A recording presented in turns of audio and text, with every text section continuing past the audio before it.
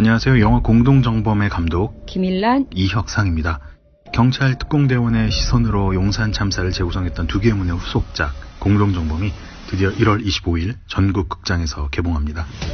막루에서 살아남은 이들의 이야기를 담아낸 공동정범은 한편의 심리 스릴러 영화를 보는 듯한 긴장감을 선사하는 작품입니다. 용산 참사의 주범인 이명박 전 대통령과 김석기 전 서울경찰청장이 이 영화를 꼭 관람했으면 좋겠습니다. 어느덧 9년이 흐른 용산 참사. 그 진상규명이 이루어질 수 있도록 가까운 상영관을 찾아주세요. 꼭 알아야 할 어제의 뉴스. 국정원에서 4억 원 특활비를 뇌물로 받은 주범은 이명박 전 대통령이라고 오늘 검찰이 밝혔습니다. 검찰은 앞서 같은 혐의로 구속된 김백준 전 청와대 총무기획관을 방조범으로 재판에 넘겼습니다. 이 전 대통령은 국정원장들에게 직접 특활비 상납을 요구한 것으로 조사됐습니다.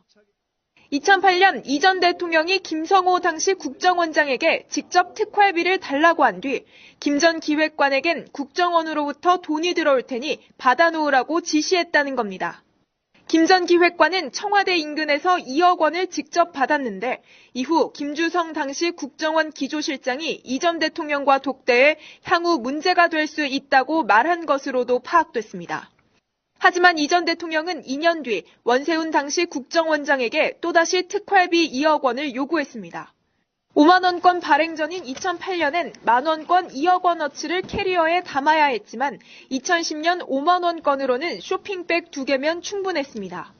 검찰이 이 전 대통령을 사건의 몸통으로 결론 내리면서 이 전 대통령에 대한 직접 조사와 기소가 불가피해졌다는 분석이 나옵니다. 청와대는 북한을 대외적으로 대표하는 김영남 상임위원장의 방문을 높이 평가했습니다. 올림픽 성공에 대한 북한의 의지가 반영되었고 북한이 진지하고 성의 있는 자세를 보였다고 평가합니다. 청와대가 직접 환영 입장을 밝힌 건데 그 배경엔 미국 펜스 부통령과 김 위원장이 접촉해 북미 대화의 계기를 마련하길 바라는 기대가 깔렸다는 분석입니다. 청와대는 문재인 대통령이 김영남 위원장 일행과 어디서 어떤 수준으로 만날 것인지 검토 중이라고 밝혀 면담 추진에도 무게를 실었습니다. 북한 고위급 대표단은 오는 9일 문 대통령이 주최하는 리셉션과 올림픽 개막식에 참석한 뒤 다음 날 아이스하키 남북 단일팀의 경기를 관람할 걸로 보입니다. 자유한국당은 김영남 방문에 과도한 의미를 두는 건 북한의 위장평화 공세에 휘말리는 것이라고 비판했습니다. 하지만 이 같은 비판은 박근혜 정부 때였던 2014년 인천 아시안게임 폐막식에 황병서 등이 내려왔을 때와는 정반대란 지적도 나옵니다. 새누리당은 북한 인사들의 아시안게임 폐막식 참여를 환영합니다. 북한 응원단 참여가 무산되어 섭섭했는데 정말 잘된 일입니다.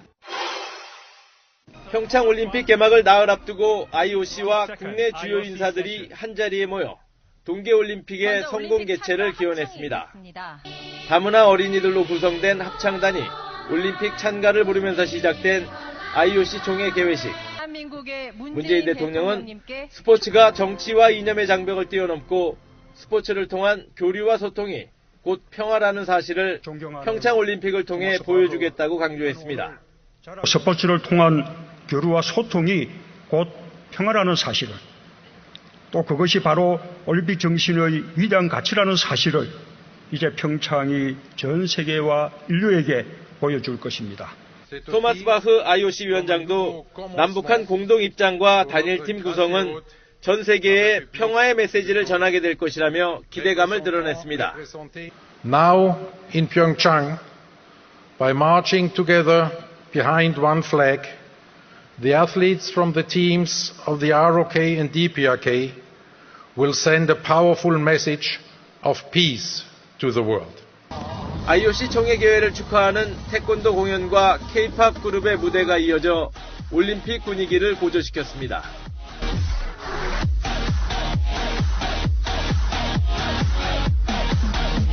문재인 대통령은 IOC 총회 개회식 참석을 계기로 평창올림픽 다자 외교 무대에 본격적으로 뛰어듭니다.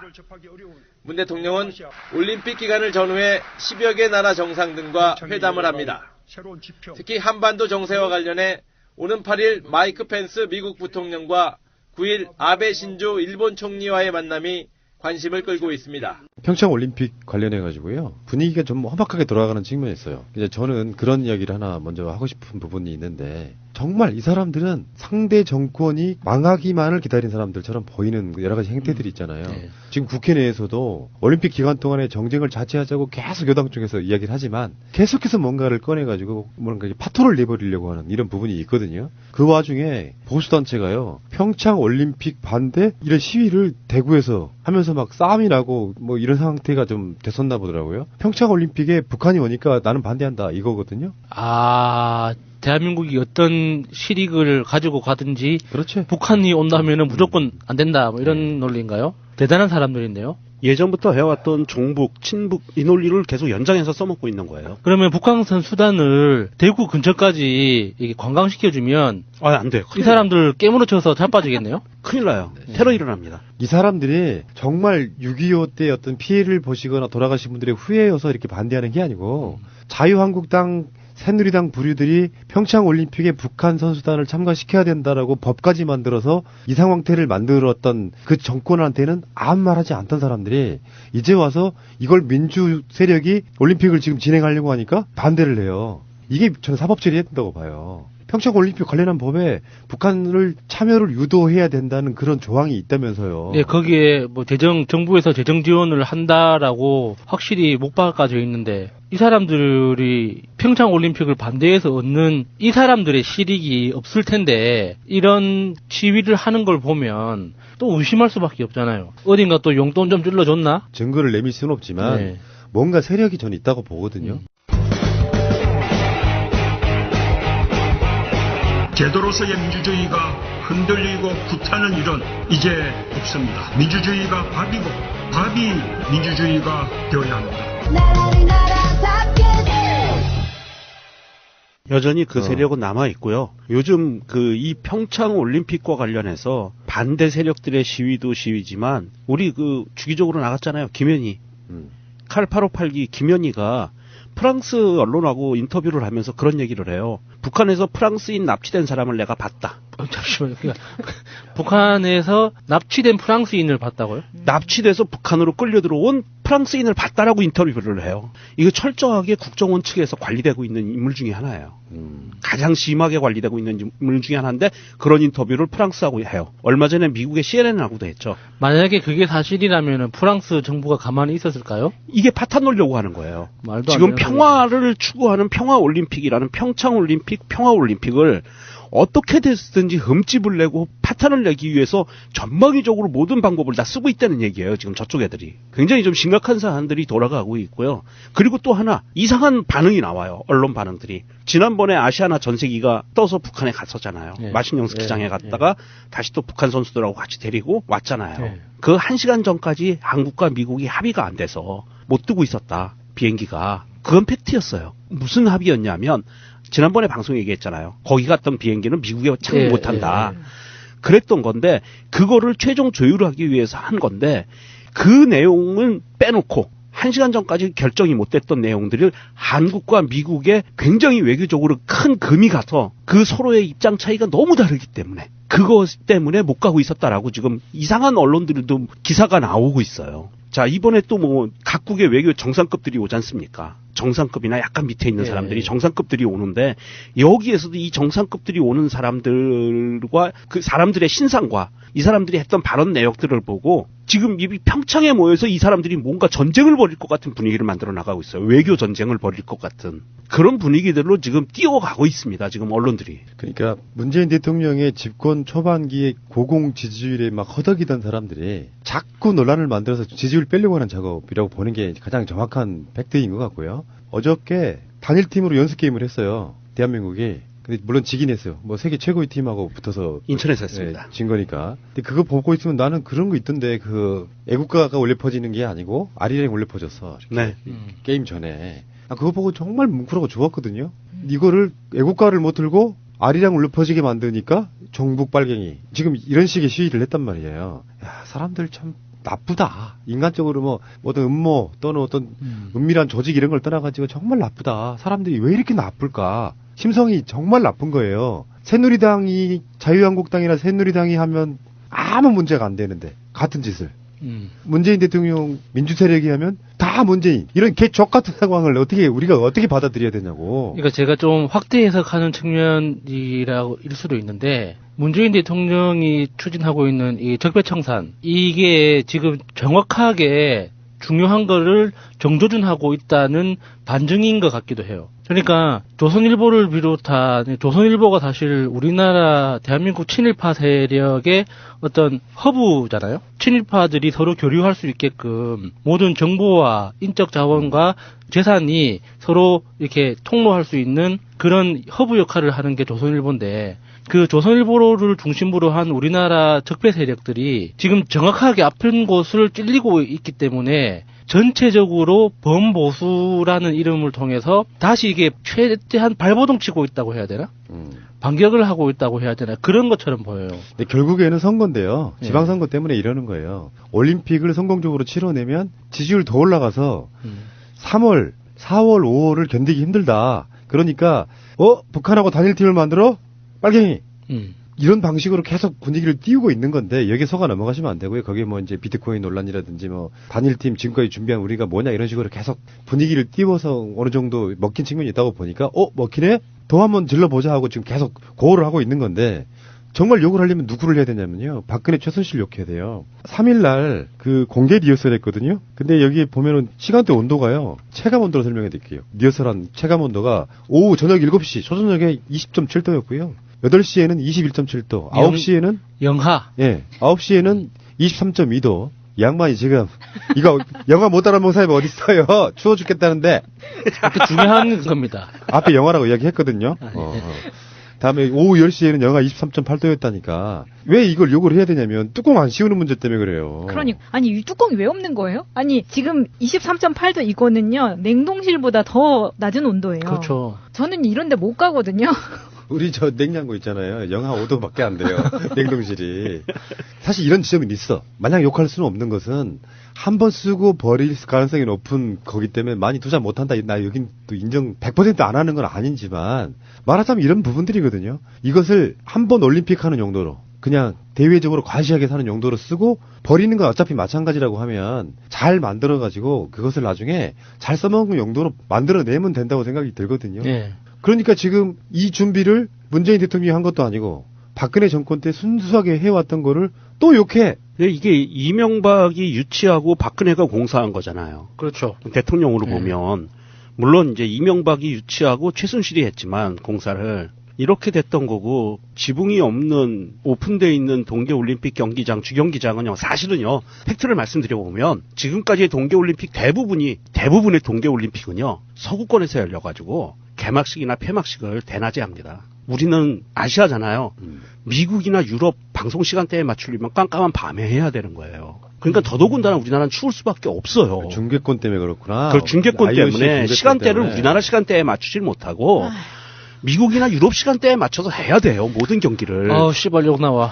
아니 이런 부분도 있고 그러니까 저번에 왜 그 공군의 에어쇼를 못하게 된 부분도 그거였었잖아요. 그러니까 밤에는 그걸 할 수가 없대. 낮에만 할 수 있는데 공군이 멋있는 에어쇼를 보여줄 수 있었는데 문재인 정부가 그걸 무시해가지고 에어쇼를 못 보여줬다고 몰고 가더라고. 그렇게 가짜 뉴스를 만들어서 배포시키는 거고요. 이런 상황들이 보세요. 이제 동계올림픽이 우리나라에 있죠.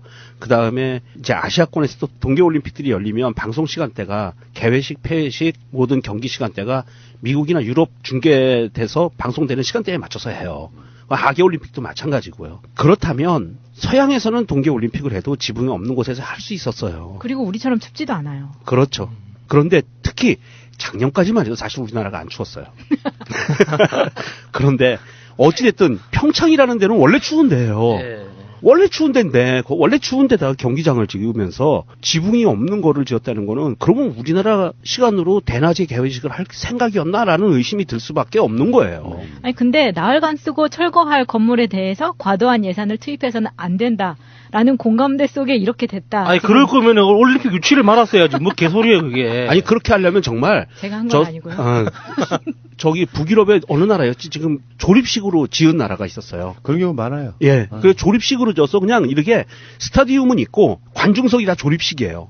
그래서 의자만 있어. 아무것도 없어요. 그 의자 사이도 공간이 띄어져서 바람이 숭숭 들어오게 만들고 그렇게 했다가 그냥 철거하거든요. 그럼 그렇게 하지. 그래서 지금 조직위원회에서는 방한 6종 세트를 준비를 했다고 합니다. 이 안에는 일단 본인들이 잘 챙겨 가시기도 하시겠지만 이 지금 준비가 안 됐다는 걸로 몰고 가는 분위기가 있어요. 아니 이렇게 춥게 만들면 어떡하느냐라고 하는데 원래 동계올림픽은 추운 데서 그렇죠. 하는 걸 보러 가는 건데 건데 이걸 이제 자꾸 컴플레인식으로 그렇죠. 몰아가는 그렇죠. 거죠. 여기에서 주는 게 판초 우이, 무릎 담요, 핫팩, 방석, 손핫팩, 발핫팩, 방한모까지. 그 비용으로 뚜껑 씌우겠네. 제가 개인적으로 겪었던 가장 낮은 온도가 영하 35도였거든요. 그래 군생활할 때 경계 근무를 나가야 하는 그 타이밍에 온도를 체크하니까 34도. 그래서 갔다 와서 보니까 35도였어요. 3시간 동안 서 있어야 되잖아요. 그 밖에서 눈보라가 치는 거기에서 서 있어야 되는데 사고 없이 동상이 걸리거나 없이 이렇게 따뜻하게 잘 복귀를 했거든요. 그때 입었던 그 방한복을 생각해 보면 일상적으로는 거동이 불가능합니다. 우주복처럼. 네. 아니 그리고 제가 한 가지만 더 말씀을 드릴게요. 이거 그냥 있는 그대로 까놓고 말씀을 드릴게요. 이거 자 개회식 폐회식에 참석하시는 분들이요, 우리 서민들이 참석합니까? 그렇게 생각하세요? 서민 중에 몇 명이나 갈까요? 정부에서 특별히 뭔가 이렇게 초대받은 서민들 아니면 없다고 봐야 돼요. 몇백만 원짜리 티켓을 사서 들어갈 수 있는 사람들이 있어요? 없어요. 다 좀 살만하신 분들이고요. 그런 난방 대책은요 다 하고 오세요. 걱정하지 마시고 언론들 너무 그렇게 씹어댈 필요 없고요. 개폐회식에 오시는 분들 유명 인사들인데 추워서 그거 못 보겠어요? 그러니까 그게 언론의 일종의 폐해 같은 거라고 저는 보는 건데 가장 중요한 게 뭔가 보다는 문제점 찾아가지고 막 그렇죠. 지금에 와서 집을 어떻게 씌워? 간단히 그렇죠. 말하면 그런 거지. 비닐로 봉다리 씌울까? 네. 굳이 말하자면 준비가 부족했던 전 정부를 욕하는 게 맞지. 그렇죠. 마치 지금 현재 우리 문재인 정부를 욕하는 건 좀 말이 안 되는 거고요. 알겠고요. 잠시 후에 다시 오겠습니다. 자, 이번에 북한에서 오는 대표단이 김영남입니다. 공식적인 국가 수반인 거죠. 북한의 최고위급 온 거예요. 김정은은 북한을 대표하는 인물은 아니에요. 법적으로는. 그러니까 김영남이 오는 순간에 북한 최고인민회의 상임위원회 위원장 이분이 오는 순간에 왜 우리가 이런 거 있잖아. 정당의 법적 대표자가 누군지 알죠, 마찬가지. 더불어민주당의 법적 대표자가 누굽니까? 사무총장? 그렇죠. 바로 그런 거예요. 국가 공식적인 수반이 김영남이에요. 실권자는 김정은이라고 하면 거기는 이제 왕조 국가니까 우리랑 좀 개념이 달라요. 이 정도가 와주기를 우리가 기대했던 거죠, 사실은. 북한 입장에서는 최선을 다하는 거예요. 사실은 김정은이 오고 싶었을 거예요. 진짜 오고 싶겠다. 김영남이 오는 것에 대해서 이것도 또 언론들이 모두가기를 하려고 지금 하고 있는데 사실 이 김영남이라는 사람은 거의 법적으로는 국가 수반이고 중요한 사항들이 있어요. 언론의 프레임을 정말 잘 짜더라고요. 우리나라 언론들은 이상한 프레임을 잘 짜요. 미국의 부통령이 오잖아요. 펜스. 우리 담장님이 오시는데, 무슨 말인가. 펜스 부통령이 옵니다. 같은 시간 동안, 46시간 동안 우리나라에 머물다 갈 건데, 펜스 부통령이 우리나라를 오기 전에 어떤 이야기를 했냐면, 이런 이야기를 합니다. 미국은 북한에 대해서 전략적 인내는 이제는 완전히 끝났다라는 메시지를 명확하게 전달하고 올 거다. 한국에 가서, 평창에 가서 라는 이야기를 하니까 우리나라의 언론들은 어마무서라 그러고 야 미국이 드디어 군사공격을 하려고 그러는구나 라고 뉴스를 쏟아내기 시작을 했어요. 그런데 정말 이 바보 같은 짓들인 게 부통령이 그런 말을 하면 그거는 외교예요. 외교라는 것은요. 미국의 전략적 인내가 끝났다라는 것은 미국의 정확한 입장은 뭐냐 하면 외교적으로 풀겠다 안 되면 전쟁하겠다 딱 요 두 가지거든요. 미국의 전략적 인내 끝냈다는 정책 자체는 이 두 가지를 의미를 해요. 최후에는 전쟁이지만 외교적으로 대화를 먼저 하겠다가 먼저예요. 그 외교적인 수사예요. 그렇죠. 우리가 왜 협상에 있어가지고 내가 요구할 거 내놓고 상대방이 요구할 건 내놓고 서로 협상하잖아요. 그 외교적인 수사를 마치 이제 전쟁을 막 부추기기도 하는 것처럼. 그렇죠. 여기에 간사한 아베가 안배 진상씨께서 다 우리 담장의 말을 받아가지고 평창 올림픽 끝나자마자 바로 한미 군사훈련 해주기를 바래라고 문재인 대통령의 말하고 올 거야. 이게 보도예요. 씨발 진짜. 아이고. 그러니까 전략적 인내라는 말이 뭔가 대단히 있어 보이지만 사실은 아무것도 안 하겠다는 거잖아요. 그렇죠. 예. 그러니까 전략적 인내를 끝내겠다는 건 이제 뭔가를 하겠다는 거예요. 그런데 그렇죠. 그게 전쟁이 아니라 그러니까 외교적인 압박이 됐든 협상이 됐든 대화 채널을 여는 것이든지 간에 그동안은 아무것도 안 했기 때문에 이제는 뭔가를 꼼지락 될 거야라는 거지. 그 말 자체가 우리는 전략적 인내가 끝났으니 내일부터 전쟁이야. 이게 아니란 말이에요. 자, 보세요. 펜스 부통령이 평창에 옵니다. 그리고 김영남이 와요. 2인자가. 그리고 문재인 대통령도 있고요. 중국에서도 굉장히 고위급이 오죠. 시진핑 수석을 대신해서. 그다음에 안배 진삼도 와요. 다 왔어요. 러시아에서도 오고 왔어요. 그런데 그 자리에서 북한이 있는 자리예요. 북한의 김영남이 있는 자리에서 펜스가 와서 우리는 전략적 인내를 끝냈으니까 니들하고 싸울 거야 라고 얘기할 것 같아요? 아니에요. 미국의 외교 정책이 전략적 인내는 이제는 끝났다는 것을 명확하게 누구에게 얘기할 거냐? 북한한테 얘기한다는 얘기예요. 감 잡으셨죠? 대화하겠다는 얘기입니다. 북한한테 얘기하겠다는 거예요. 얘기는 말이거든요. 말은 대화고. 그러면서 숨겨져 있는 뉴스가 하나 나와 있는데 한국과 미국이 북핵 수석 대표가 서울에서 협의를 봤어요. 북핵의 올바른 선택을 유도하기 위해서 협상을 할 거고 평창올림픽이 평화올림픽이 되기 위해서 최대한 협조할 거고 이런 이제 그 협의들을 봤습니다. 이런 스토리들을 보면 물론 이제 일본 측에서는 우리나라 조선일보라든지 중앙일보 이런 데서는 이렇게 씁니다. 펜스가 일본을 들렀다가 온다 우리나라에. 그거는 강경한 노선을 걷고 있는 일본 입장을 대변하기 위해서 들렀다 오는 거 아니냐라고 얘기하는데 미국은 항상 일본 들렀다 와요. 아직까지도 미국이 일본을 시켜서 대리 수렴 청정하고 있는 거잖아, 동북아시아를. 그러니까 트럼프 입장에서는 펜스에게 가는 길에 아베 좀 만나고 가. 왜냐하면 미국은 미국의 이익을 추구하는 나라이기 때문에 우리나라 전적으로 편을 들어줄 수는 없고요. 오히려 일본과 한국을 총선 경쟁시키려고 하죠. 뭐 그런 지부점이 있다고 생각이 들고. 어쨌건 김영남이 오는데 이 양반이 이제 뭐 남북 단일팀 경기 같은 걸 보고 간다 그러더라고요. 이게 좋은 쪽으로만 받아들이면 북한이 뭔가 이렇게 군사적으로 도발한다 이렇게 표현하지만 북한 입장에서 보면 자기 자신들을 지키기 위한 최소한의 자위권, 이게 북핵이다 보니 관점이 이렇게 다르면요. 가장 곤란할 수 있는 건 문재인 대통령인데 문재인 대통령의 기조는 남북 평화잖아요. 그럼 북한이 좀 도와줘야 돼요, 이때쯤에는. 근데 문재인 대통령 입장에서는 또 한쪽 축이 있어. 북한에게 빌미를 안 주려면 한미 군사훈련 부분도 나름대로 좀 조율해주는 부분이 있어서 여기에 평창 올림픽이 이 평화 분위기를 쭉 끌고 가야 돼서 굉장히 어려운 부분이 있을 거라고 생각이 들고요. 그러니까 아베가 평창 올림픽 끝나고 바로 이제 그 한미 군사 훈련 해야 된다라고 이제 그 이야기를 할 거다. 아까 푸나님이 말씀하셨잖아요. 그 이야기에 대해서 일본 내에서도 그 무슨 헛소리냐. 그는 일종의 내정 간섭일 뿐만 아니라 올림픽을 정치적으로 활용하지 마라. 축하하려면은 가서 깔끔하게 축하만 하고 와야지. 가서 잡소리 더 하면 일본의 어떤 격만 떨어지지. 그런 식으로 하는 거 바르지 않다고 일본 내에서도 비판의 목소리가 있더라고요. 아, 그런 비판의 목소리는 우리나라에도 좀 해당이 된다고 생각하는데 이렇게 북한에서 어떤 고위급 아니면은 유명한 사람이 오면은 지난번에 현성월이 왔을 때도 그렇고 외신과의 수준 차이가 너무 나요. 그러니까 뭘 먹었네 어쨌네 이런 거를 취재를 하지 말고 이 지금 김영남이 1928년생이거든요. 그러면 사실 이상득보다 7살 많아요. 이상득 휠체어 타고 다니잖아요. 지금 이분 와가지고 단일팀 경기 보고 다 한다는 거 아니에요? 엘빈 토플러랑 노엄 촘스키랑 동갑인 거예요. 엘빈 토플러 돌아가셨는데. 그러니까 엄청 고령이잖아요. 이 좀 왔을 때 기자들이 좀 진짜 좀 수준 있게 대접, 취재 이런 거를 좀 해줬으면 좋겠다. 이런 생각이 드네요.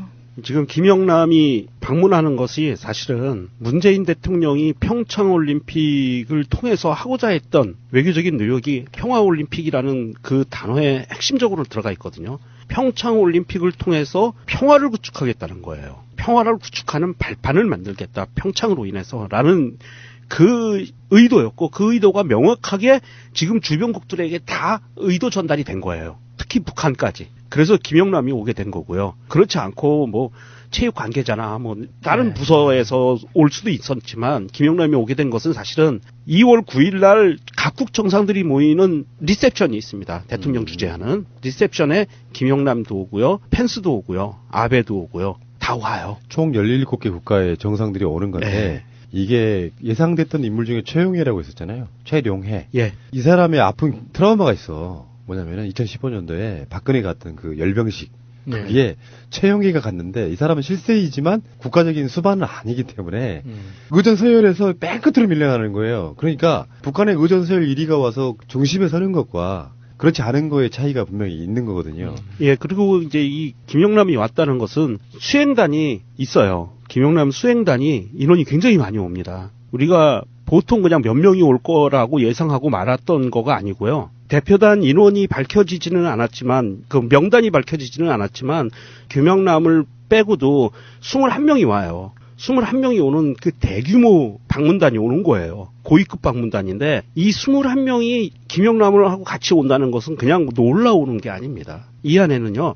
각 부서의 책임자들이 다 들어있는 거예요. 이 정도의 규모가 움직인다는 것은 이미 어느 정도 이제 북한의 외교적이라든지 내치라든지 모든 부분에 대한 어떠한 협상에도 모든 협상 현안에 대해서 답할 준비가 돼 있는 거예요. 그렇죠. 그러니까 자기 결정권이 많은 사람이 오면은 그렇죠. 굉장히 소통에 있어가지고 쉬워지는 부분이 있죠. 예, 그렇기 때문에 그만큼 이게 중요한 그 대표단이 오는 거고 이 대표단이 와서 물론 김영남이 문재인 대통령과 단독 회담을 할지 펜스와 단독 회담을 할지에 대한 그런 것도 초미의 관심사기는 하지만 국가 간의 외교는요. 적국과의 북한은 적국이었었잖아요. 적국과 미국도 북한이 적국이었고 북한은 말할 것도 없고요. 총뿌리를 서로 겨누고 있는 나라에서 이 정도의 고위급 대표단이 왔다고 하면 김영남이 중요한 게 아닙니다. 사실은 이 21명의 움직임이 중요한 거예요. 스포트라이트는 김영남이 받지만 이 21명이 물밑에서 누구와 어떻게 만나서 무슨 협상을 할지 이게 핵심 포인트라는 얘기입니다. 우리가 너무 물론 김영남을 택한 것은 김영남이 미국이 인적 제재의 대상이 아니에요. 그건 무슨 말씀이냐면 미국이 리스트를 발표했어요. 우리나라도. 그래서 누구는 우리나라 땅에 발 못 붙여. 이런 게 있습니다. 김정은이지 북한은. 예. 근데 김영남은 그 리스트에서 빠져 있는 사람이에요. 그래서 미국도 갈 수 있는 사람이에요. 그 정도로 자유로운 사람이 대표단으로 온다는 것은 굉장히 중요한 메시지를 북한에서 미국 쪽에 보낸 거예요. 그러니까 언론상에서는 그 마이크 펜스 부통령이 김영남 위원장을 안 만날 거야. 어떤 식으로든 안 만나려고 애를 쓸 거야라고 기대하고 있더라고요. 언론상으로는. 안 만날 수 있죠. 네. 예. 그런데 이 정상급 인사들의 동선이라는 건 다 거기서 거기거든요. 그 평창이라는 큰 그 동네를 막 여기저기 나는 여기서 묵을 거야. 나는 저기 있을 거야 하면서 안 보고 지낼 수 있는 동선이 아니에요. 어차피 VIP들은 그 숙소가 다 정해져 있는 거고 다 동일한 시간에 동일한 동선으로 움직이기 때문에 정말 길을 쓰고 피하지 않는 이상은 볼 수밖에 없어요. 그러니까 지금 우리가 최대한 바라야 되는 부분은 무슨 이야기가 오갔냐보다 난 트럼프가 안 오길 참 잘했다고 생각하는 부분이 펜스 우리 담장 선생은 트럼프 스타일은 아닐 거 아니에요. 그러니까 만났다는 그 자체가 중요해요. 완전히 꽁꽁 얼어붙어 있네. 지금 현재 우리나라 날씨처럼 그 상태에서 만나면 스파크가 튀면서 그렇죠. 뭔가 좀 녹아내리는 부분이 있거든요. 그거에 대한 기대가 좀 있는 것이고 마지막으로 구테우스 반기문 사무총장의 후임 구테우스 유엔 사무총장이 했던 말씀을 드릴게요. 어떤 좋은 군사 옵션도 비극의 시작이다. 옳은 말을 한 겁니다. 유엔에서 굉장히 오래간만에 올바른 선언을 한 거예요. 예, 알겠습니다. 잠시 후에 다시 오겠습니다. 모두의 바람이 모여 하나의 빛이 되었습니다. 그들의 열정이 모여 평화의 불이 되었습니다. 전 세계 75억 인류의 평화올림픽이 되길 바랍니다. 2018년 2월 9일 대한민국 평창. 세계에서 가장 크고 가장 평화로운 축제로 여러분을 초대합니다. 자, 정말 중요한 뉴스인데요. MB가 이제 뉴스 순위가 밀리네요. 그러게요. 이재용이라든지 뭐 이런 게 밀리는데 검찰에서 나온 이야기입니다. MB가 국정원 뇌물의 주범이다. 김백준이 이명박이 지시했다고 명확히 진술했다. 이 보도가 나왔거든요. 이건 이명박의 가증스러운 거짓말을 생각해보면 더 가증스럽죠. 이런 시스템이 있는지도 몰랐다. 다른 사람도 아니고 이명박의 복심 두 사람 전부 다 이명박이 지시했다 이렇게 자백한 경우라고 하면 그 말이 맞아요. 검찰은 이제 다 준비된 거예요. 네. 이명박은 사실 올림픽이 안 오기를 바래. 이 시간이 좀 멈췄으면 좋겠어. 올림픽 끝나면 바로 소환. 2월 말 아니면 3월 초겠죠 뭐. 올림픽이 안 끝나고 영원히 계속됐으면 좋겠다는 생각을 하겠죠. 올림픽 기간을 2년으로 늘리는 안을 급히 상정하는. 그런데 이제 검찰 입장에서 이렇게 확실히 선을 그은 게 굉장히 재미있어요. 검찰이 선을 그은 것은 이 김백준이 일단 자백을 한 거거든요. 이명박이 직접 지시를 했다. 어떤 지시를 국정원장들한테 돈을 받으라고 지시를 했다라고 자백을 했고요. 검찰에서. 검찰은 이명박과 이 김백준을 공범으로 생각을 안 해요. 김백준을 방조범으로 구속 기소를 했어요. 방조범. 사실 방조범 맞지. 선처받은 거죠. 답으로 쓰니까. 방조범으로 했고요. 이 공범 관계가 아닌 주범이 따로 있는 방조범인 거예요. 그래서 주범은 누구? MB, 이명박을 주범으로 확인한 거죠, 검찰이. 방조범이라는 표현보다는 종범이 맞지. 주범, 종범 이 개념에서. 주범, 종범은 공범 개념이고요. 약간 달라요. 그래서 이 공범 개념이 아니라 방조했다. 진짜 여기 처벌 약해요, 방조범은. 그러니까 이게 받은 사람은 김백준이잖아요. 네.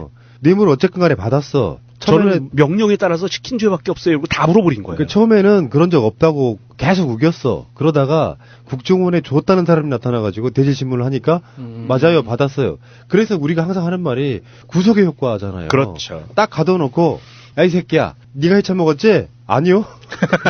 이명박이 시켰어요.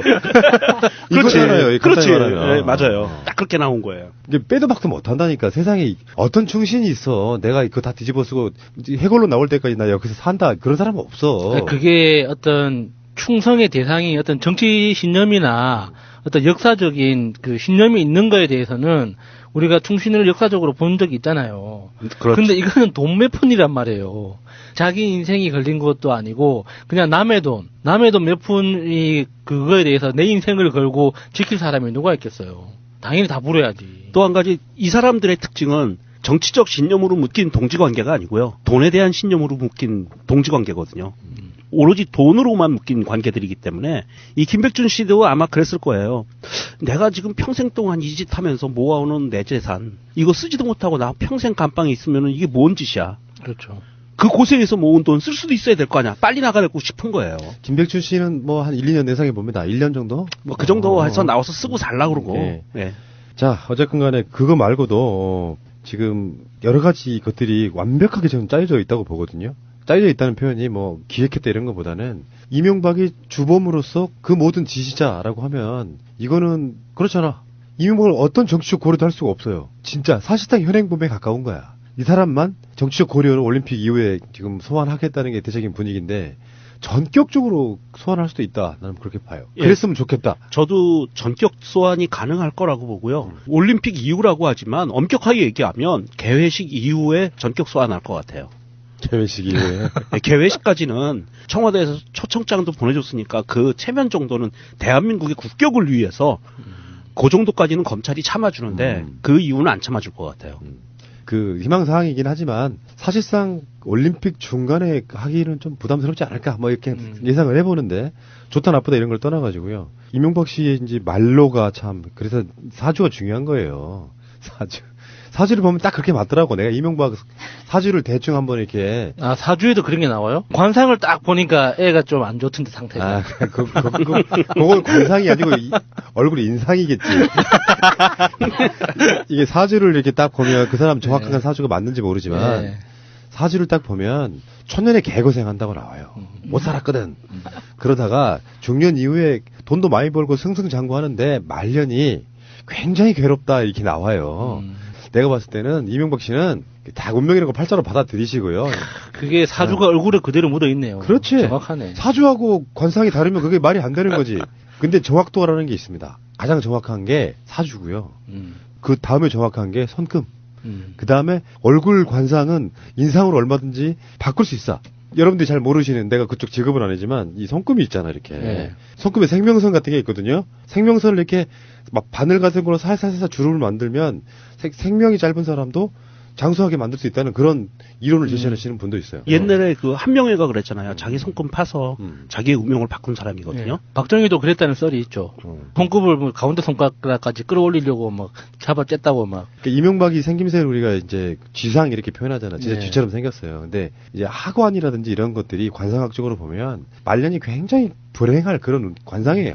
갑자기 뜬금없는 관상 얘기가 나와서 죄송한데 어쨌건 운명적으로 받아들이시고요. 이제 그 많은 재산 이게 보통 문제가 아니에요. 우리는 뭐 사자방 이런 거는 뭐 말할 것도 없지만 숨겨진 부동산 어쩔 거예요. 다스는 어쩔 거고 다스 관계회사들 중에 친인척 차명으로 해서 사실상의 내부 거래인 그 회사는 어쩔 거며 진짜 이명박 자체는 그렇게 막 그 탐욕의 끝으로 몰아대서 자기 나는 재산이 500 몇억밖에 없어가지고 집 한 채를 제외하고는 다 국가에 기부하겠다 해놓고도 기부 안 해. 취임한 지 2년이 되도록. 그래서 사람들이 막 기부하라고 했더니 그러면 재단을 만들겠소. 재단의 주인은 내 사위요.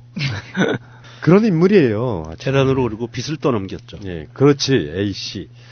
거기에다가 지금 중요한 팩트들이 나온 게 지난 주말에 나온 게 미국에서 이명박과 이시영을 지금 미국 검찰이 공식적으로 수사가 들어갔다는 얘기예요. 자금을 페이퍼 컴퍼니로 미국에 있는 다스가 페이퍼 컴퍼니로 돈을 넘긴 그게 발견이 돼서 미국 검찰에서 본격적으로 수사를 들어갔다는 뉴스가 나왔고요. 그 어디냐 하면 거기가 싱가포르예요. 예전에 그 싱가포르로 가서 사는 그 이명박 조카도 하나 있잖아요. 그 싱가포르이고 미국 다스나 뭐 중국 다스 이런 것들은 다스의 대부분의 그 실질적인 자산은 이미 이시영한테 다 승계가 거의 끝났다고 보고 있거든요. 그래서 이시영과 이명박과 이 다스의 문제는 미국 검찰에서 뒤지는 게 먼저 뒤져질 것 같아요. 그러면서 이 페이퍼 컴퍼니 문제가 나오고 그리고 대한민국 검찰에서도 아마 다스를 반드시 짚고 넘어가지 않을까. 안 잡을 수가 없는 부분이거든요. 특히 이 횡령과 그다음에 이 수상한 자금을 페이퍼 컴퍼니로 몰아넣기 위해서는 반드시 횡령, 서류 조작 뭐 이런 부분들이 들어갈 수밖에 없거든요. 그러니까 이쯤에서 이제 MB를 잡아서 처벌하는 거는 어느 정도 가능성이 이제 보이는데 정말 MB를 뼛속 깊이 into the core라고 하잖아요.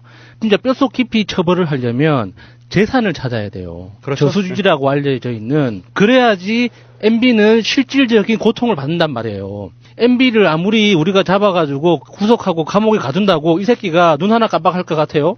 어쨌거나 지 재산이 그대로 우사하다는 것만 알면 우리는 MB를 처벌한 게 아니에요. MB를 제대로 처벌하려면 돈을 뺏어야 돼. 예, 그렇죠. 지금 야수님은 네. 인생의 경험이 좀 부족해. 왜요? 왜 그러냐면은 돈을 벌어서 갖고 있는 이유가 뭐예요? 내 마음껏 잘 살려고 하는 거야. 근데 구속시켜놔 봐요. 정반대로 해석해야지. 숨겨진 재산이라도 내놓을 테니까 바조가 될 가능성이 높아요. 그러니까 재산이 수백조면 뭐하냐고. 갇혀서 사식이나 먹어야 되는데. 근데 그동안 우리가 MB를 통해서 봤던 MB의 태도를 보면 차라리 1억을 내줄 바에야 파란 쪽을 내놓는 인간인 것 같아요. 이게 다른 문제라니까.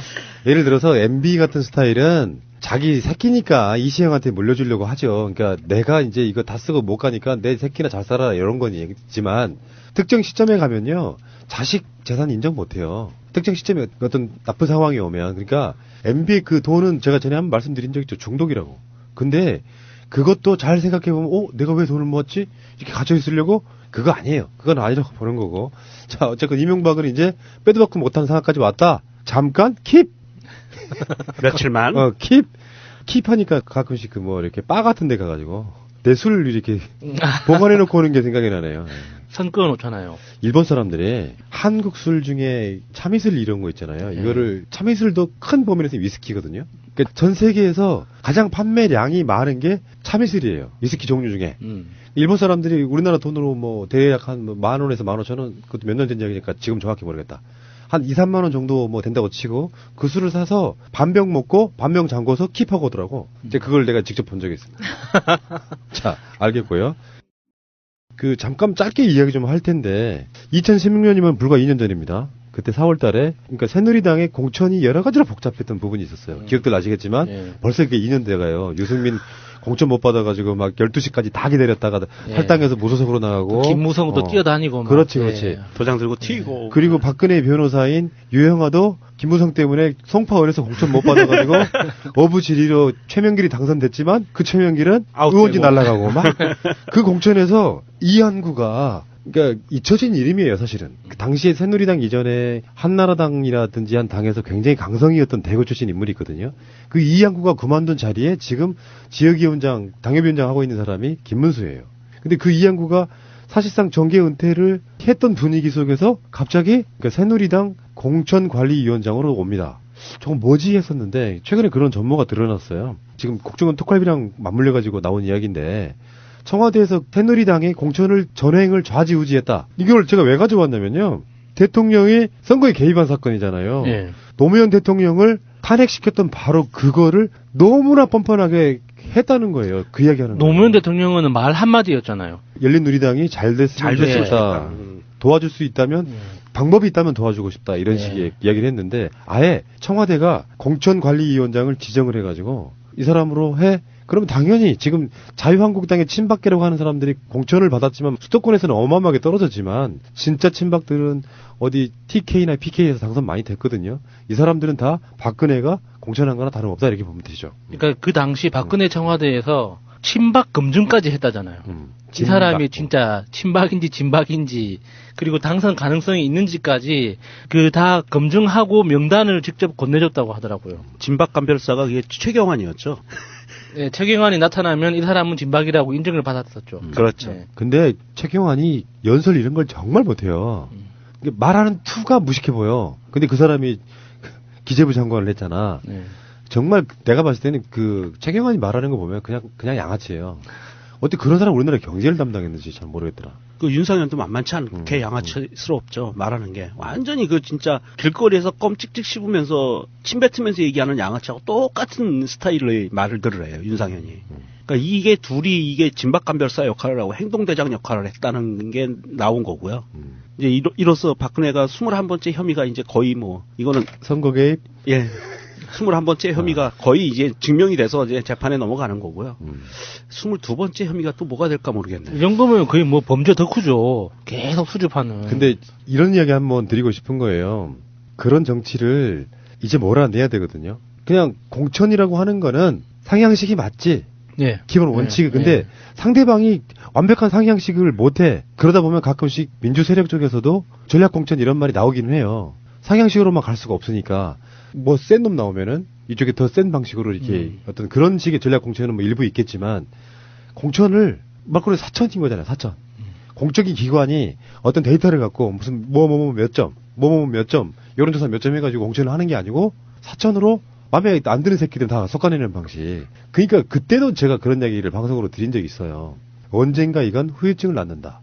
왜 그러냐면 야수도 명종님도 마차님도 다 친박이야. 한 지역에서. 다 친박이야. 그런데 야수만 공천돼. 그러면 나머지 사람들은 난리 나죠. 일종의 적이 되는 상황인데 이게 어떻게 되냐면은 기본적으로 주구는 박근혜잖아요. 근데 박근혜는 약간 바보 같은 거예요. 밑에서 애들이 그냥 박근혜 결제만 맡으면 무조건 다 하는 거 그런 시스템이란 말이야. 그러니까 친박이면서도 공천 못 받은 나머지 잔박들 이런 사람들 있지. 이런 사람들은 박근혜를 욕하는 게 아니고 밑에서 주도한 새끼들. 아까 뭐 나오는 형기원이라든지 윤상현이라든지 이런 부류들, 최경환이라든지 이런 부류들을 막 욕하는 거지. 그런 형태로 가서 자기들의 권력을 위해서 자꾸 적을 만드는 형태로 가요. 서울 수도권 같은데 경기도 같은데 가면은 한 지역구에 출마하고 싶어하는 친박들만 여러 명이에요. 근데 한 명을 취합하게 되면 나머지는 다 반박으로 바뀔 수 있는 그런 구조라고. 그런데 반박으로 바뀔 수 없는 구조는 딱 하나 있는 거예요. 상향식으로 아래에서 뽑아 올려주면 어떤 터시를 못 달거든요. 민주주의가 이런 방식으로 전행, 농단 뭐 이렇게 됐다 이렇게 짤막하게 말씀드리고 싶고요. 만약에 문재인 대통령이 당대표인데 부산으로 스스로 당협위원장을 주는 방식으로 가고 문재인 대통령의 뭐 최측근 누가 있을까요? 김경수도 부산 뭐 이런 식으로 하면 어떻게 비판을? 제가 나서서 욕을 할 겁니다. 아니 일단 그런 상상이 되지가 않아요. 아니, 그러니까 홍준표가 그런 식이잖아요. 그러니까. 그럼 지금 아까 말한 진박에 의한 사천도 사실 크게 다를 게 없는데 지금 이제 개진흙탕 싸움을 하고 있는 게 뭐냐면은 여론조사를 해봤더니 우리 저 빵집 미래당과 자유한국당이 비슷하게 나오더라고요. 여론조사의 어떤 결과물이. 미래당은 무슨 빵이 유명하죠? 미래당. 왜 빵철수 씨가 계시잖아요. 어쨌건 간에. 빵터였어. 그래서 그 서로가 일단은 견제는 하는 사이. 그래서 지금 뭐 자유한국당에서 나온 거 보면은 정당 M&A만 하는 안철수와 왜 함께하냐. 그러니까 이게 지금 유승민의 바른정당과 홍준표의 자유한국당의 구원도 있는 것이고 걔네들 바른정당의 의원들 빼내가게 했잖아요. 그럼 당하는 사람 입장에서는 진짜 기분 나쁘다고. 그런데 또 안철수와의 어떤 구원 이런 것들이 엮이면서 서로 이제 그 막말의 어떤 잔치를 하고 있는 건데 국민의당이 이제 최근에 없어지는데 여기 보면은 김철근 국민의당 대변인이 걸레를 물고 말하는 듯한 홍준표의 발언은 언급하고 싶지 않다. 평소에도 아무 말 대잔치를 하는 분이다. 홍 대표는 먼저 자신을 돌아보고 똑바로 정치를 해야 한다. 뭐 이런 거거든요. 근데 그러면서 서로 견제를 하는데 진짜 중요한 건 그게 아니에요. 정치권에서는 서로 컨셉이 비슷하면 홍준표가 유해를 내치듯 자기 자신의 먹거리를 먹으려고 치고 들어오는 누군가가 있잖아요. 일단은 격렬하게 싸워요. 네. 싸우는데 진짜 중요한 건 정치는 생물이기 때문에 그걸로 끝나지 않는다는 거예요. 암묵적 연대라는 게 생겨요. 문재인 정권을 무너뜨릴 수만 있다면 예를 들어서 어떻게 될지 모르겠지만 주요 전략 공천 지역들마다 서로 나눠먹게 해버리면 돼. 이게 실질적인 보수 후보 한 명. 그게 먹히는 지역에다가 그래서 니들 전체 중에 의석수가 있으니까 30%는 니들이 가져가. 니들이 70% 가져가. 이런 식으로 암묵적 연대가 실행된 뒤에 지방선거 끝나면 적격 합당할 수도 있어요. 그런 전초전이라고 보면 되는 거예요. 일단은 상대방을 무너뜨리기, 나쁜 이미지 바뀌게 하지만 예. 그것이 나중에는 필연적 연대로 이어진다. 이렇게 말씀드리고 싶어요. 그런 가운데 민주평화당과 국민의당이 이제 찢어지는 상황. 뭔가 기분이 흐뭇합니다. 네. 제 예언대로 계속 이루어지는 것 같아서. 예, 한번 제대로 찢어지려면 좀 더 격렬하게 찢어져야 되는데 좀 덜 격렬한 것 같아요. 아직 체면들이 좀 남은 모양이야, 이 양반들이. 이 정도는 이 정도가 최악이라고 생각해요. 여기보다 더 지저분해지면 사실 보는 사람들이 정치 자체를 싫어하게 될 수도 있기 때문에 이 정도 보고 즐길 수 있는 정도. 이 사람들 재밌구나. 안철수 참 창의적이구나. 뭐 이 정도 선에서 나눠지는 게 가장 좋다고 생각합니다. 전당대회 없는 합당 추진. 이게 전당대회 안 힘들 것 같아. 그러면 전당대회 없애. 뭐 합당만 할 수 있다면 뭐 전당대회쯤이야 뭐. 그러면서 이런 거지 뭐. 우리가 꼭 전당대회를 체육관에서 해야 돼? 그렇지. 온라인에 할 수 있는 거 아니야? 네. 그렇지. 야, 정말 놀라운 멘탈이시고요. 이것을 욕을 안 먹으려면 애초에 처음부터 국민의당 만들 때부터 당원 당규에 넣었으면 욕 안 먹어요. 전당대회 관련해서 이렇게 할 수 있다. 계속 바꿔가는 방식으로. 그러니까 유승민 의원이 속으로 얼마나 가짜나게 보고 있겠어요. 그렇지. 예. 즐기고는 있지만 예. 안철수 당신도 참 그렇다 이렇게 할 것 같고요.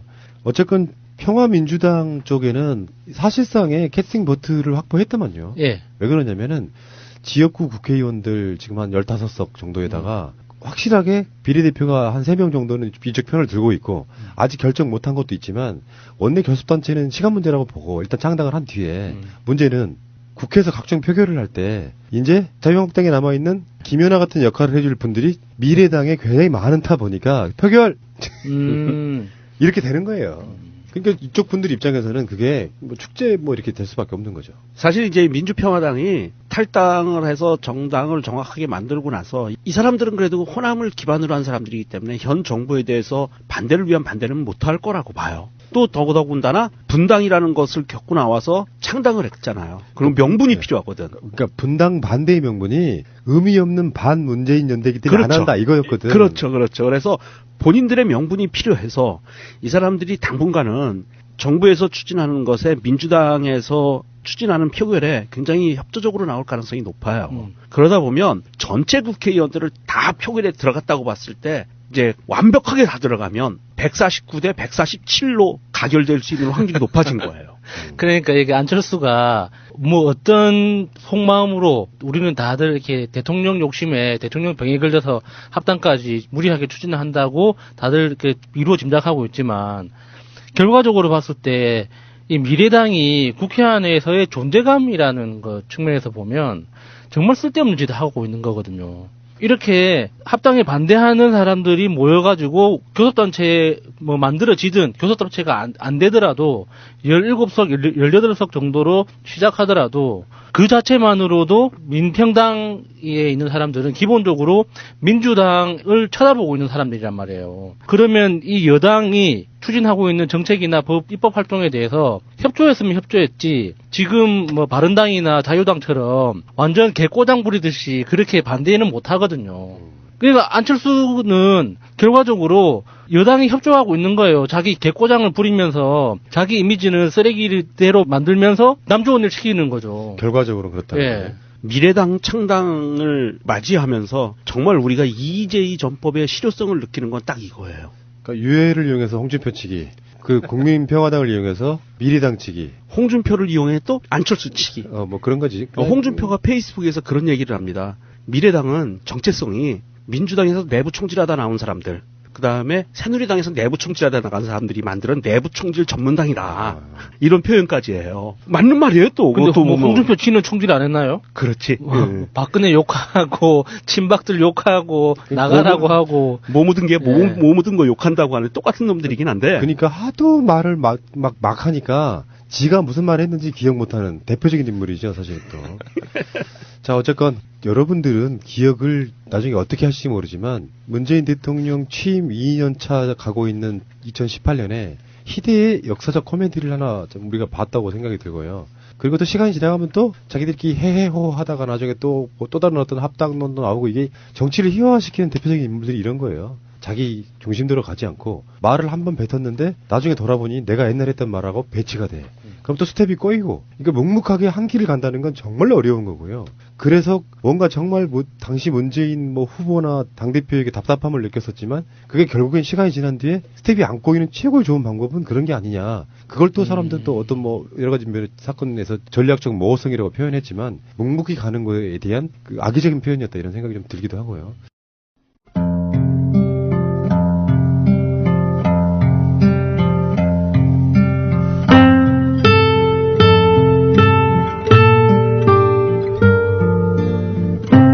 안녕하십니까. 가슴에 담아온 작은 목소리 김영호입니다. 연일 최강 한파가 이어지던 지난 1월 24일 서울 홍익대학교에는 여러 대학의 청소, 경비 노동자분들이 모였습니다. 요화여대. 숙련여대요. 저는 경비를 하고 있어요. 고려대학교. 연세대학교요. 청소 미합니다. 사람 채워달라고. 승계, 고용 승계 해달라고. 열불나서 쫓아왔다고. 왜 해고를 해? 더 사람을 쏘도 전차하는데. 2017년을 끝으로 정년퇴직을 한 청소, 경비원 자리에 인력 충원을 해야 하지만 대학들은 오히려 아예 채용을 하지 않거나 현직 노동자들을 해고하는 등 구조 조정에 나섰고요. 이를 비판하기 위해 청소, 경비 노동자들이 한자리에 모인 건데요. 이 자리에서 2018년 새해부터 해고라는 통보를 받은 홍익대학교 환경미화원 김성심 씨를 만났습니다.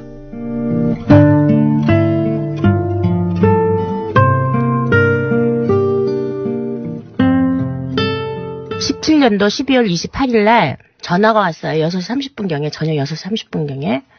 1월 1일부터 해고니까 나오지 말라고. 그래서 그 전화 받고 아무 말도 못했어요. 머리가 하얘가지고 무슨 일인가? 그냥 웃기만 했어요. 그리고 끊었어요. 그게 해고 통지예요. 용역회사가 바뀌었는데 인문사회관 디동하고 남문관하고 사회교육관 세 동은 입찰에서 빠졌다. 그래서 거기서 일하는 사람들은 해고다. 그렇게 말씀하셨어요. 거기서 일하는 사람이 전부 4사람이에요. 한 동에 2명씩. 4사람 모두 해고됐어요. 해고 통보는 용역업체에서 했지만 사실은 원청인 대학에서 인력 줄이기에 나선 건데요. 원청에서 너무 적은 금액으로 계약을 했기 때문에 우리를 승계할 수가 없다는 거지. 저 홍대에서는 말은 그래요. 다 승계했다. 모른다. 용역회사에서 모든 일을 해결하게끔. 자기네는 뒤에서 조종만 하는 거예요. 인건비 절감이죠. 인건비 절감인데 나는 이해가 안 가는 게 시급으로는 7,780원 받고 우리가 한 달 계산 209시간이에요. 7,780원, 209시간에서 한 달 월급이 162만 20원이에요. 4사람 합하면 8천만 원에서 16만 원이 빠져요. 그 8천만 원 때문에 우리를 이렇게 자른다는 게 말이 되는지 나는 알 수가 없어요. 특히 김성심 씨는 아파서 학교를 나오지 못한 미화원을 대신해 일을 시작했다가 어렵게 정직원이 되었기에 일방적인 해고 통보가 더욱 마음 아픕니다. 화장실 청소만 주말을 했어요. 토요일하고 일요일하고. 그러다 보니까 정직이 됐어요. 진짜 좋았어요. 정직돼가지고. 정직 하나 바라보고 내가 알바를 그렇게 한 거예요. 1년을. 근데 정직되고 나서 진짜 좋았죠. 그리고 아침마다 내가 출근할 수 있다는 거 진짜 행복하죠. 내 나이에. 그래서 진짜 열심히 했어요. 이 로비나 이런 데도 항상 하루에 2-3번씩 닦고. 화장실 청소도 막 넘쳐도 깨끗이 저 다 청소하고 토해놔도 그렇고 그런 거 다 했는데 그래도 즐거운 마음으로 했어요. 정직됐다는 거. 이유 하나만으로 너무 좋은 거야. 그랬는데 전화 통보로 나오지 마시오. 해고됐습니다. 너무 기가 막혔어요. 연세대학교의 경우에는 2017년을 끝으로 정년퇴직을 한 청소, 경비 노동자들 31명의 자리를 새로 채용하지 않기로 해 논란이 되고 있는데요. 16년간 연세대에서 청소 일을 한 박경자 씨의 얘기입니다. 저희 자리는 알바를 투입을 하려고 그러는 거죠. 알바를 쓰더라도 정년퇴직자에다 쓰라 이거지. 저희들은 빈자리에다 써야지. 왜 지금 현재 있는 자리를 왜 사람을 빼고 거기다 넣고 우리를 알바를 채우려고 그러느냐. 그래서 우린 지금 저희 자리를 지금 사수를 하고 있는 거거든요. 그래서 학교 측에서는 돈이 없다. 지금 너무 돈이 없으니까 그럴 수밖에 없다. 알바 채용을 해야 된다. 그런 식이죠. 지금 말이 안 되는 거죠. 작년에 정년퇴직한 청소 노동자 분들은 모두 17명. 학교 측은 그중 딱 1명만 기존 방식으로 채용을 하고 나머지는 아르바이트를 고용하겠다. 그것도 3-4시간짜리 알바 5-6명만 투입하겠다는 겁니다. 굳이 이렇게 미화, 이렇게 돈 이거 몇 푼 받는 이 미화들을 건드려가지고 꼭 이렇게까지 해야 되느냐.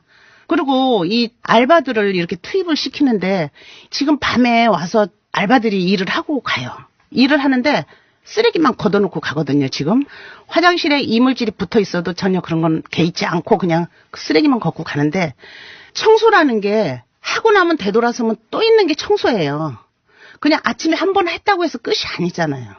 근데 학교 측은 원청은 그걸 모르는 거예요. 그냥 아침에 청소 한번 끄시면 끝나는 줄 아는 거야. 아침에 청소해놓고 아침에 밥 먹고 조금 1시간 휴게 시간 하고 나면은 또 걸레 들고 다니다 보면은 어디 화장실에도 뭐 떨어지고 지저분한 거 있으면 또 닦고, 복도에도 운동화 신고 지저분한 거 있으면 또 닦고. 그 원청은 그걸 모르더라고요. 그저 아침에 3시간짜리 알바 해갖고 아침에 해놓고 가버리면 그걸로 끝으로 아는 거야. 알바 미화원만으로는 그동안 해오던 일을 다 감당할 순 없겠지요. 지금 퇴직 안 하고 지금 현재 일하는 사람들이 그게 다 분담이 돼서 지금 돌아가고 있는 거예요. 몇 배죠. 보충을 안 해주니까 지금 딴 사람들도 자기 일도 많은데 일을 안 해주니까 지금 총무팀에서 나와서 지금 한다고 지금 저러는 거예요, 지금. 총무팀에서 쓰레기 봉지 들고 팀장이라는 사람이 총무팀에서 사람들 데리고 나와서 저녁에 와서 쓰레기만 걷어가고 가는 거예요, 지금.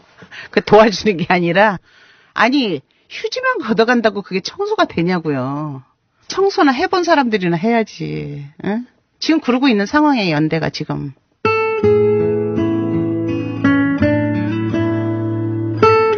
연세대학교 경비 노동자의 경우 작년 말 모두 15분이 정년퇴직했지만 올해부터는 단 1명도 새로 채용하지 않기로 했다는데요. 7년차 경비 노동자 임윤문 씨의 얘기입니다. 31명 중에 경비가 15명이었는데 15명의 그 자리를 하나도 충원이 안 되고 4명이 근무하던 거를 3명으로 줄이고 3명이 줄이던 하던 걸 또 2명으로 줄여갖고 인력 강도가 상당히 높아지고 힘들어지는 거죠. 경비는 알바로도 대체는 없습니다. 아예 관을 폐쇄하든지 무인 경비로 돌아간다고 인력계의 돈 인건비 때문에. 근데 사실 인력 경비와 무인 경비의 차이는 사람들이 보면은 전자 시스템으로 다 돼 있으니까 아무 일 없다고 생각하지만 실질적으로 내부에 들어가면은 학생들의 안전과 보장은 조금도 보장이 안 되는 상황인데 학교는 단순하게 돈이 적게 들어간다는 그 하나만 가지고 인력을 지금 감원시키고 있는 거죠. 대학의 경비원들은 무슨 일을 하고 있기에 무인 경비는 안 된다 단호히 말하는 걸까요? 저희 같은 경우는 아침에 오면은 9층짜리도 있고 뭐 5층짜리도 있고 다니는데 거기를 다 돌면서 한번 순찰을 하고 강의실을 갖다가 이제 시간에 맞게끔 그 안에 난방도 해줘야 되고 문도 열어줘야 되고 그런 조율을 하면서 또 시설이나 이런 것들이 고장나지 않나 그런 점검도 하면서 전반적으로 하루에 6번 내지 7번을 돕니다.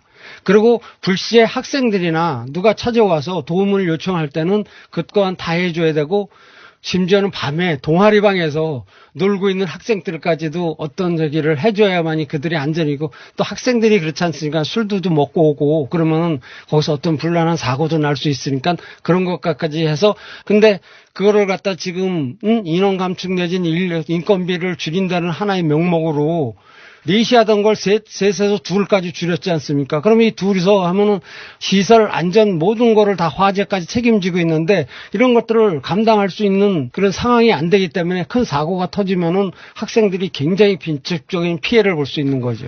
무인은 절대 그 학생들에게 직접적인 조치를 하지 못하는 입장이잖아요. 구조조정으로 얼룩진 대학들의 전반적인 실태를 듣기 위해 민주노총 공공운수노조 서경지부 체다의 조직부장을 만나봤습니다. 학교가 사실 예산 규모가 뭐 저희가 손으로 세알릴 수가 없을 만큼 굉장히 큰 것으로 저희도 알고 있어요. 뭐 수백 수천억을 한 해 예산으로 쓰는데 저희 청소 노동자들은 사실 최저임금 영향권에 있는 저임금, 가장 학교에서 낮은 임금 받으면서 일하는 사람들이거든요. 연세대학교 청소 노동자 시급이 7,780원입니다. 작년도 시급이고 지금 현재도 7,780원인데 올해 최저임금이랑 비교하면 사실상 250원 많거든요. 사실 최저임금을 아예 벗어난 임금을 받아본 적은 없으셔요. 최저임금이 인상되는 수준이나 뭐 앞으로의 최저임금의 범위 안에서 청소 경비 노동자들 임금은 정해져 갈 예정인데 사실상 학교가 최저임금이 작년도에 대폭 인상됐고 앞으로도 인상될 것이 예상되니까 이제 인원을 줄이고 시간을 줄이는 방식으로 그 인건비를 좀 줄여 나가려고 하는 것이 아닌가 좀 의심스럽고요. 최저임금 임금 인상을 무력화하기 위한 구조조정이라고 저희는 보고 있어요. 학교들이 쌓아놓고 있는 적립금 이야기도 빼놓을 수 없다고 하는데요. 요번에 청소 노동자 이제 4명이 해고된 홍대가 사실상 전국에서 가장 부자 대학으로 일컬어지는데 재단 적립금이 7천억대 쌓아놓은 돈이 그만큼이라고 들었고요. 연세대학교 같은 경우에도 5,300억 3위입니다. 많은 사립대학 중에서도 그만큼의 돈을 보유하고 지불 능력이 있는 학교들이 사실상 이런 구조조정에 앞장서고 있는 셈인 거죠. 수천억대의 적립금을 쌓아두고도 최저시급 영향권에 있는 노동자들을 쳐내는 상아탑. 학교에서는 해고는 용역회사의 일이지 자신들과는 상관없다 선을 긋고 있지만 이는 사실과는 다르지요. 학교에서 이제 내부 노무 현안 보고 이런 문건을 작성을 했고 그 문건이 이제 학교 처장단 회의에서 논의됐다고 들었어요. 그 문건 안에 실제로 그 인건비 상승이 부담이 된다. 그렇기 때문에 정년퇴직자 결혼을 충원하지 않거나 뭐 알바로 대체하려고 한다. 이런 것들을 아예 명시하는 내용이 있었고 사실상 이제 원청 그러니까 용역회사를 건너서 사실 책임을 져야 되는 그 학교가 그런 것들을 다 계획했다라는 걸 저희가 파악할 수 있었어요. 당신들은 용역회사 소속이다. 학교에서 그런 것들 결정할 수 없다라고 하는데 사실상 이 구조조정도 학교가 수개월 전부터 계획을 했었던 것이고 임금도 용역회사는 사실 결정 권한이 전혀 없거든요. 학교가 책정을 해야지만 그걸 용역비로 받아서 집행만 하는 거지 용역회사 주머니에서 돈이 나오는 것이 아니기 때문에 사실 진짜 사장은 학교이고 이 문제를 해결해야 하는 주체도 학교죠. 근데 학교는 자꾸만 선을 긋고 있는 상황이에요. 오시는 길 정말 오늘 어마어마하게 추우셨죠?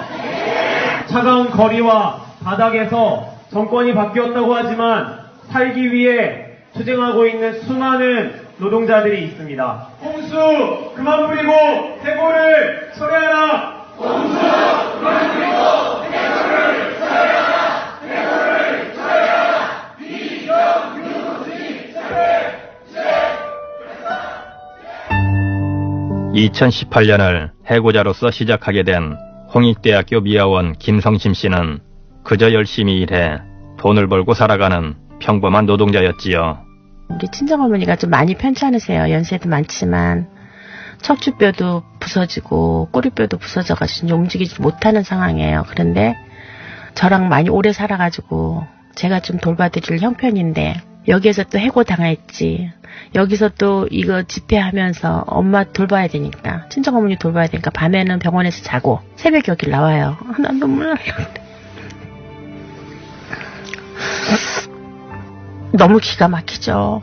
우리 엄마도 불쌍하고 나 자신이 불쌍해요. 홍대에서 좀 빨리 해결을 해주면 마음이 좀 편할 것 같은데.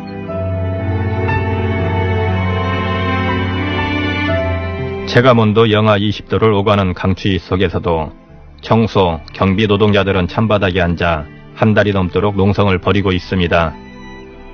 하지만 단 한 번도 대학 관계자들을 만날 수는 없었다고 하는데요.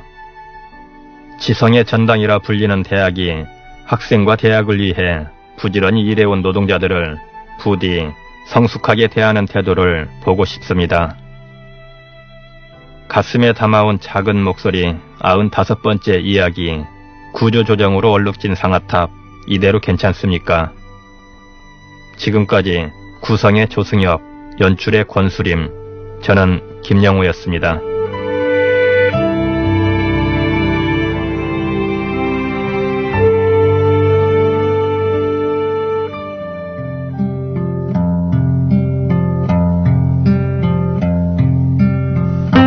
작은 목소리 팀이 제작을 마치고 난 어젯밤 참 반가운 소식이 들려왔습니다. 노동자분들의 가슴 속 간절한 바람이 모이고 전해진 결과 홍익대학교 측에서 해고했던 4명의 미화원들을 바로 오늘부터 복직시키기로 했다는 소식을 긴급히 전해온 겁니다. 이 반가운 물결이 다른 대학까지 이어져 모든 노동자분들이 웃으며 다시 학생들을 만날 수 있길 간절히 바라봅니다.